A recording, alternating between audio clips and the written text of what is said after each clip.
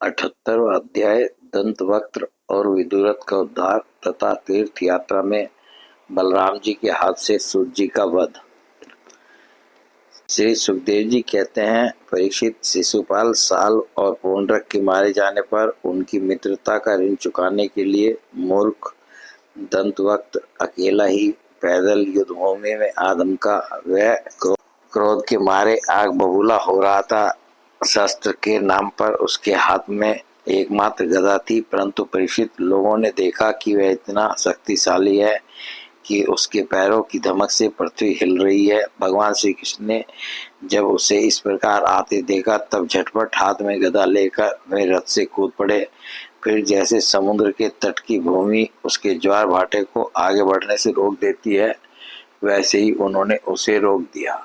घमंड के नशे में चूर करुष नरेश दंतवक्त्र ने गदा तान कर भगवान श्री कृष्ण से कहा, बड़े सौभाग्य और आनंद की बात है कि आज तुम मेरी आंखों के सामने पड़ गए। कृष्ण, तुम मेरे मामा के लड़के हो, इसलिए तुम्हें मारना तो नहीं चाहिए, परंतु एक तो तुमने मेरे मित्रों को मार डाला है और दूसरे मुझे भी मारना चाहते हो, इसलिए मतिमंद आज मैं तुम्हें अपनी वज्र कर्कश गदा से चूर चूर कर डालूंगा। मूर्ख, वैसे तो तुम मेरे संबंधी हो, फिर भी हो शत्रु ही। जैसे अपने ही शरीर में रहने वाला कोई रोग हो।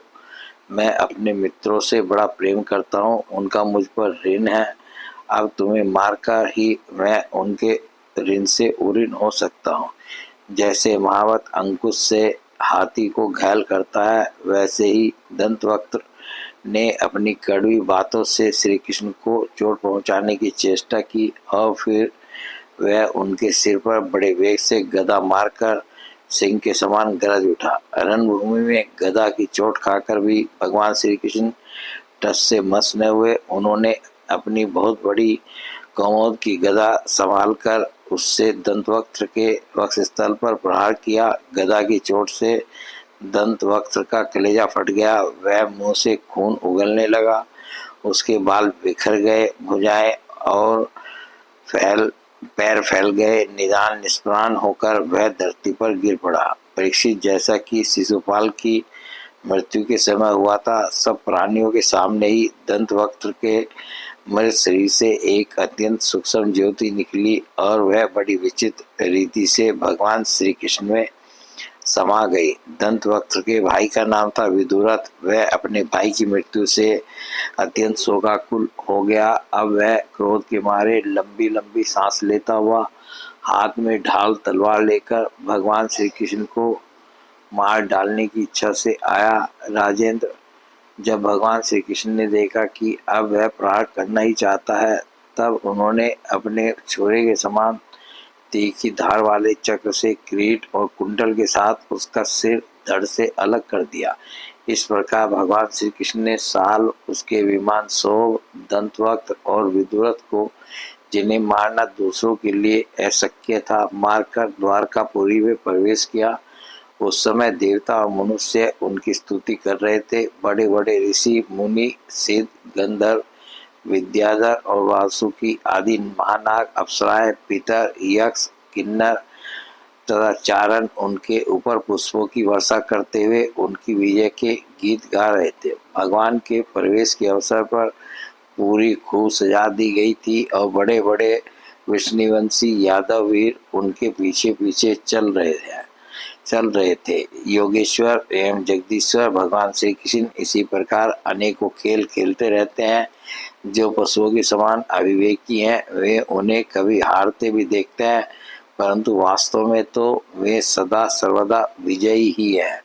एक बार बलराम जी ने सुना कि दुर्योधन आदि कौरव पांडवों के साथ युद्ध करने की तैयारी कर रहे हैं। वे मध्यस्थ थे, उन्हें किसी का पक्ष लेकर लड़ना पसंद नहीं था, इसलिए वे तीर्थों में स्नान करने के बहाने द्वारका से चले गए। वहां से चलकर उन्होंने प्रभास क्षेत्र में स्नान किया और तर्पण तथा ब्राह्मण भोजन के द्वारा देवता, ऋषि, पितर और मनुष्यों को तृप्त किया। इसके बाद वे कुछ ब्राह्मणों के साथ जिधर से सरस्वती नदी आ रही थी उधर ही चल पड़े। वे क्रम से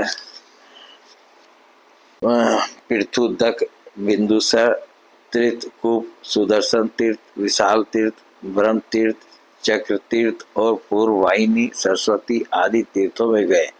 परीक्षित तदंतर यमुना तट और गंगा तट के प्रधान प्रधान तीर्थों में होते हुए वे नैमिषारण्य क्षेत्र में गए। उन दिनों नैमिषारण्य क्षेत्र में बड़े बड़े ऋषि सत्संग रूप महान सत्र कर रहे थे। दीर्घ काल तक सत्संग सत्र का नियम लेकर बैठे हुए ऋषियों ने बलराम जी को आया देख अपने अपने आसनों से उठकर उनका स्वागत सत्कार किया और यथा योग्य प्रणाम आशीर्वाद करके उनकी पूजा की।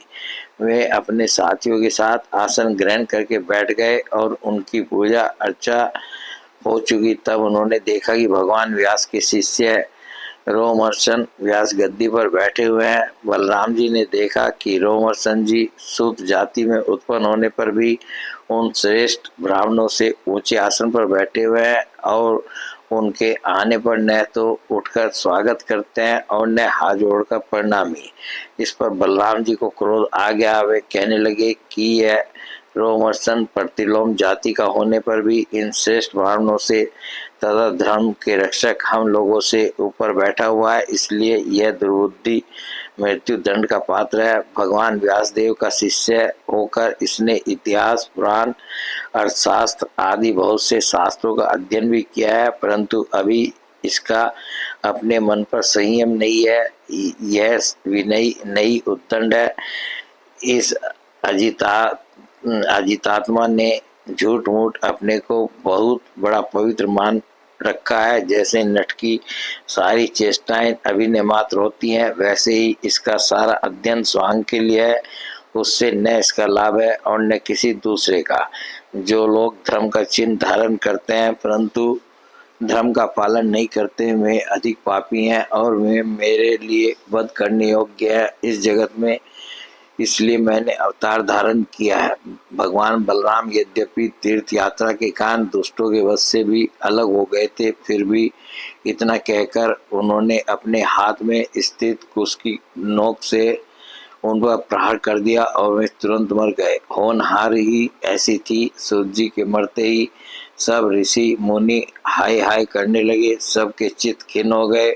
उन्होंने देवादिदेव भगवान बलराम जी से कहा, प्रभु आपने यह बहुत बड़ा अधर्म किया। यदुवंश शिरोमणि सूत जी को हम लोगों ने ही ब्राह्मणोचित आसन पर बैठाया था और जब तक हमारा यह सत्र समाप्त न हो तब तक के लिए उन्हें शारीरिक कष्ट से रहित आयु भी दे दी थी। आपने अनजान में यह ऐसा काम कर दिया जो ब्रह्म हत्या के समान है। हम लोग यह मानते हैं कि आप योगेश्वर हैं, वेद भी आप पर शासन नहीं कर सकता, फिर भी आपसे यह प्रार्थना है कि आपका अवतार लोगों को पवित्र करने के लिए हुआ है। यदि आप किसी की प्रेरणा के बिना स्वयं अपनी इच्छा से ही इस ब्रह्म हत्या का प्रायश्चित कर लेंगे तो इससे लोगों को बहुत शिक्षा मिलेगी।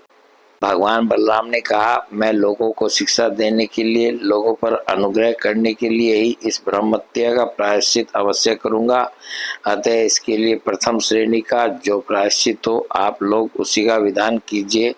आप लोग इस सूत को लंबी आयु, बल, इंद्रिय शक्ति आदि जो कुछ भी देना चाहते हो मुझे बतला दीजिए। मैं अपने योग बल से सब कुछ संपन्न किए देता हूँ। ऋषियों ने कहा, बलराम जी आप ऐसा कोई उपाय कीजिए जिससे आपका शस्त्र पराक्रम और इनकी मृत्यु भी व्यर्थ न हो और हम लोगों ने इन्हें जो वरदान दिया था वह भी सत्य हो जाए। भगवान बलराम ने कहा, ऋषियों वेदों का ऐसा कहना है कि आत्मा ही पुत्र के रूप में उत्पन्न होता है, इसलिए रोमहर्षण के स्थान पर उनका पुत्र आप लोगों को पुराणों की कथा सुनाएगा। उसे मैं अपनी शक्ति से दीर्घायु, इंद्रिय शक्ति और बल दे देता हूँ। ऋषियों इसके अतिरिक्त आप लोग और जो कुछ भी चाहते हो मुझसे कहिए, मैं आप लोगों की इच्छा पूर्ण करूँगा। अनजान में मुझसे जो अपराध हो गया है उसका प्रायश्चित भी आप लोग सोच विचार कर बतलाइए,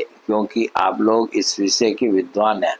ऋषियों ने कहा, बलराम जी इलवल का पुत्र बलवल नाम का एक भयंकर दानव है वह प्रत्येक पर्व पर यहाँ आ पहुँचता है और हमारे इस शत्रु को दूषित कर देता है।